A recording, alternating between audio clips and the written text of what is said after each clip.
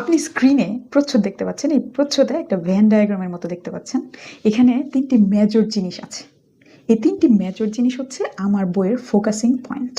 আসলে এই ৩টি জিনিস নিয়ে আমি নিজে সাফার করেছি অনেক। তাই আমি এগুলো একটি বইয়ের মাধ্যমে একই জায়গায় রাখার চেষ্টা করেছি। প্রথমটা নিয়ে কথা বলি। প্রথমটা হলো আমি রেখেছি topic specific vocabulary, collocation and idiomatic expressions এর বাংলা মিনিং এবং যতগুলো সিম্পল আনসার্স আমি ব্যবহার করেছি সবগুলোতে এইগুলো অ্যাপ্লাই করে দেখিয়েছি।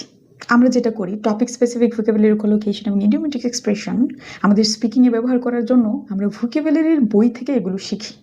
টপিকের সাথে রিলেট করে আমাদের খুব একটা শেখা হয় না, কারণ টপিক রিলেটেড আমরা খুঁজে পাই না।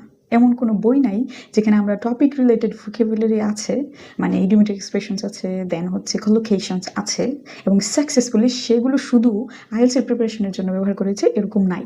এই জন্য আমি